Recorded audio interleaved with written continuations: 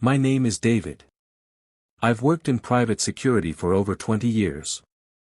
I've guarded diplomats, celebrities, and billionaires. But nothing in my life prepared me for what happened when I took a job working for Leonard Whitmore, the tech mogul behind half the apps you probably use every day. He was rich. The kind of rich that made the air around him feel different. He had estates in 3 countries, private jets, and a daughter who lived like a modern-day princess. Her name was Sienna. She was 21, stunning, with perfect manners in public and an attitude like fire behind closed doors. Spoiled? Absolutely. But there was more, something unpredictable in her. You couldn't tell if she was joking or planning your downfall. I didn't mind her, at first. I was hired to protect the family, not to make friends. But I kept my distance. My son Marcus had just finished his military service and I got him a job as a junior guard on the Whitmore estate. I thought it would be a good stepping stone for him. A quiet gig after years in combat. I was wrong. One summer evening, everything fell apart. We were wrapping up security for a small party at the main villa. Sienna had been drinking. She laughed too loud, her eyes unfocused. Marcus had been on perimeter duty, away from the guests. But suddenly, she screamed. Chaos broke out. Guests were ushered away. Sienna was in tears. She pointed at Marcus. He tried to force himself on me, she said. My heart stopped. Marcus stood frozen. Pale. I didn't even speak to her tonight, he whispered. I wasn't near her. Dad, I swear. But it was too late. Within hours, he was arrested. The media got wind of it, veteran security guard assaults billionaire's daughter. His name was everywhere. My name too. My reputation shattered overnight. I begged Leonard to review the footage from the estate cameras. But he said the cameras weren't working properly that night. Convenient, isn't it? Sienna gave interviews. Cried on talk shows. Told the world how unsafe she felt. Marcus spent 8 months in jail before the case collapsed due to lack of evidence. But the damage was done. His life, my life, reduced to whispers and headlines. He was never the same again. And neither was I. But here's the thing, 3 years later, something happened that none of us expected. And it started with a single message I received from someone inside the Whitmore estate. A message that said, check the archive servers. Sienna lied. To the viewers. What would you do if someone destroyed your child's future with a lie? Do you believe the truth always comes out in the end? Have you ever been punished for something you didn't do, while the guilty walked free? Let me know in the comments. 3 years. 3 long, humiliating years since my son Marcus was accused of something he didn't do. 3 years of silent stares in grocery stores, of phone calls that never came, of employers who politely said, "We've gone with another candidate." I never stopped believing him. I'm his father. I know him. But when that anonymous message came to my encrypted inbox, check the archive servers. Sienna lied. Something in me cracked open. I felt a rush of something I hadn't felt in a while. Hope. See, what people didn't know was that the Whitmore estate didn't just have the usual visible cameras. There were backups. Silent surveillance feeds that only Leonard and the head of security had access to. I used to be that head of security. And I still had a buried access key from when I installed the system with my own hands. It took me 2 nights, a few favors from old colleagues in cyber forensics, and a whole bottle of scotch, but I found it. Buried deep in an archived backup from the night of the party. The footage was grainy. Time-stamped. But clear enough to see. Marcus was never in the house that night. At the exact time Sienna claimed he cornered her, in the east hallway, Marcus was on the far west side of the property, logging a perimeter check, talking to one of the gardeners. It was all there. But what shocked me more, was what I saw after. Sienna, stumbling into the east hallway alone, stopping by a mirror. Fixing her hair. Then suddenly she began sobbing. She looked around, smudged her own lipstick, then screamed. It was all an act. A rehearsed performance. And she had destroyed my son's life with it. I felt my fists clench around the edge of the desk. My nails digging into the wood. I wanted to scream, to break something, but all I could think was, why? Why would she do this? That question would haunt me more than the footage itself. I took the evidence to Leonard. I didn't threaten him. Not at first. I simply said, watch this. He did. He sat still for 5 full minutes as the reality set in. Then he looked at me. Delete it. Please. I stared at him. Why? His voice cracked. Because she's not well. I stood in silence. Sienna wasn't well. What about Marcus? What about the years we lost? I told him, if you don't make this right, I will. To the viewers. What would you do in my shoes? Would you go public and destroy the family's reputation? Or protect the truth quietly, for the sake of peace? Do the rich deserve a different justice than the rest of us? Tell me below. I read every comment. I didn't sleep that night. Leonard Whitmore, the billionaire who built empires from glass and steel, sat across from me in his $1,000 suit, asking me to bury the truth. He wasn't shouting. He was pleading. He said Sienna had been struggling with mental health issues since her mother's death. That she had lashed out before. That they had spent millions on therapy, medications, specialist retreats. His voice trembled when he said, she's not a monster. She's just broken. But what about Marcus? What about my son, who was broken too, but didn't get retreats, or interviews, or sympathy? I told Leonard I needed time. And then I left. Back home, I showed the footage to Marcus. He didn't speak for a long time. Just stared at the screen with dead eyes. Finally, he whispered, I told you I didn't do it. But no one believed me, except you. That hurt more than anything. Because he was right. The rest of the world crucified him. And I couldn't save him. We had the evidence. Solid, damning. I could have leaked it to the press. I could have ruined Sienna's carefully crafted image and taken down the Whitmore legacy. But then something unexpected happened. A letter arrived. Handwritten. No return address. It was from Sienna. Mr. Cole, I don't expect forgiveness. I'm not even sure why I'm writing this. I guess because I remember the way you looked at me before the night I lied. Like I was still redeemable. Like someone still saw me. I didn't do it to destroy your son.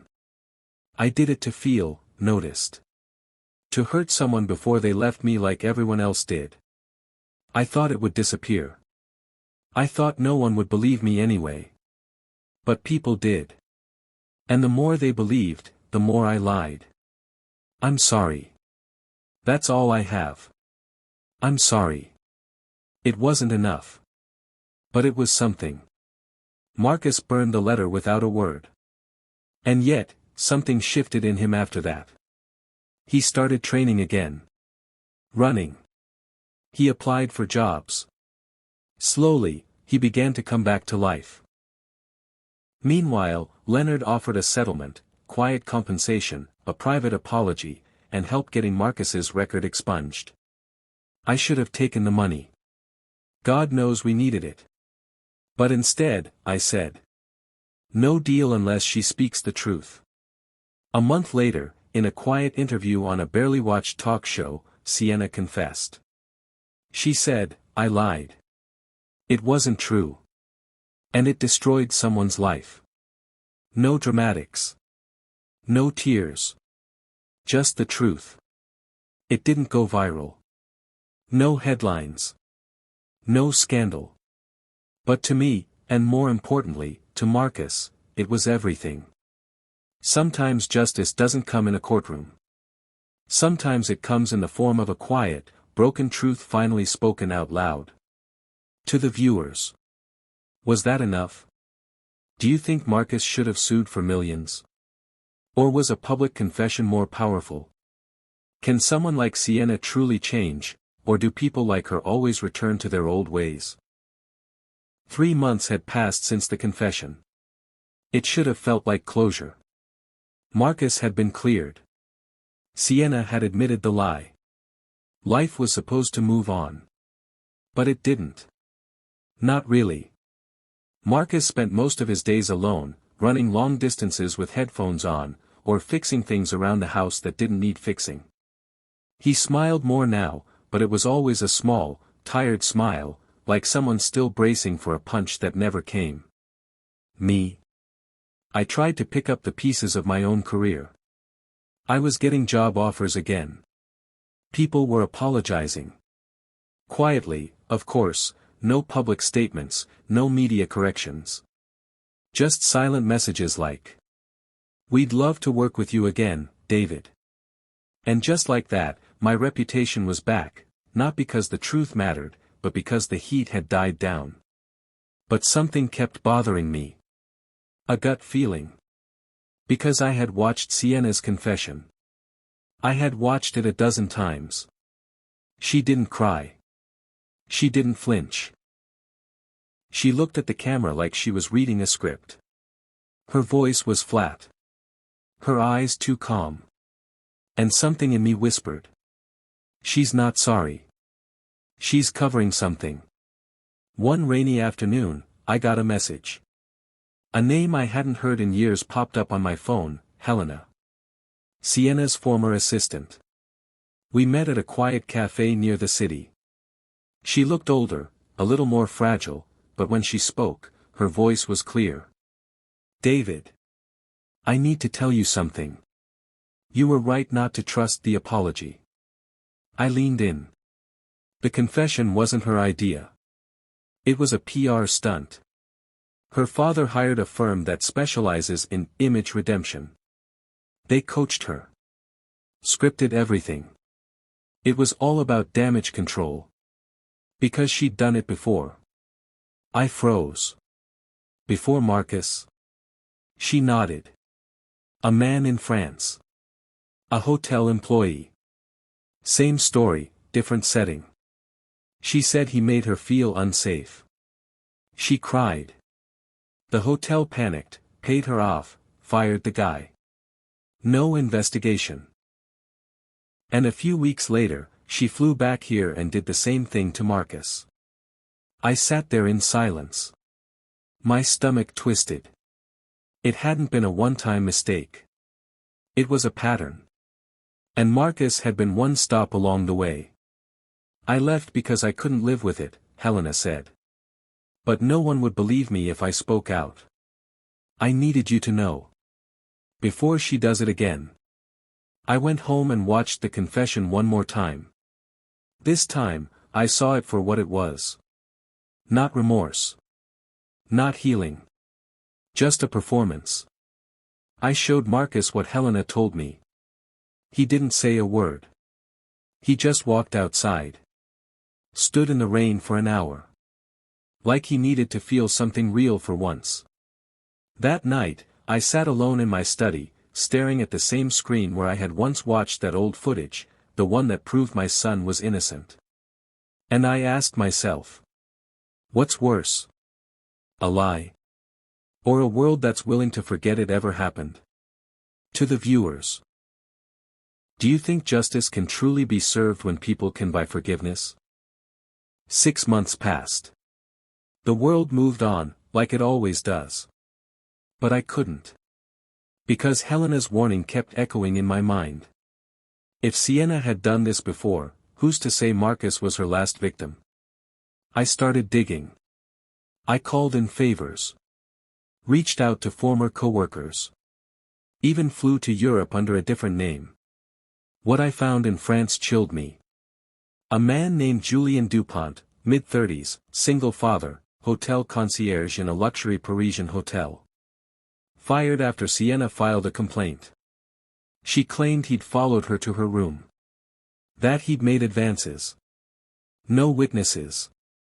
No proof. But the hotel settled quickly. And then, silence. I tracked Julien down in Marseille. He lived in a small flat with peeling paint and a fridge that barely worked. When I introduced myself, he didn't shake my hand. But when I said Sienna's name, his face changed. She destroyed my life. I lost my job, my home. My son was taken by his mother. No one would hire me again. And I did nothing. I only brought her towels. I recorded his statement. Got copies of the complaint and payout documents. Cross-referenced the timeline with Marcus's case. It matched. Almost to the day. This wasn't random. It was routine. And that's when I realized, it wasn't about men. It wasn't about trauma. It was about power. Sienna wasn't just unstable. She was predatory. And she was protected by her father's wealth, her last name, and a system too afraid to confront the golden girl of Silicon Valley. So I made the hardest decision of my life. I went public. I gave all the files, recordings, and statements to a journalist I trusted. A woman named Elise, who had exposed high-profile cover-ups before. She didn't flinch. "I'll tell the story," she said. "But you need to know, they'll come after you." "I'm not afraid," I told her. I was tired of fear. 2 weeks later, the story dropped. A pattern of lies, the billionaire's daughter who ruined lives and walked away. The fallout was instant. Media exploded. Interviews. Protests. Lawsuits. Leonard Whitmore stepped down from every board he sat on. His name was scrubbed from buildings. And Sienna? Gone. No appearances. No response. Some said she was hiding in Dubai. Others claimed she checked into a treatment center under a fake name. I didn't care. What mattered was this. Marcus got his name back. People who once whispered behind his back started speaking up, apologizing. Offering real opportunities. Seeing him not as a scandal, but as a survivor. He called me the day the article went viral. "You did it," he said. "I didn't want revenge. I just wanted to matter again." That night, I opened the last letter Sienna had ever written to me. The one I never showed Marcus. And I finally understood it. She didn't lie because she was in pain. She lied because she could. Should the law be tougher on those who make false accusations? Do you think Sienna will ever truly face justice?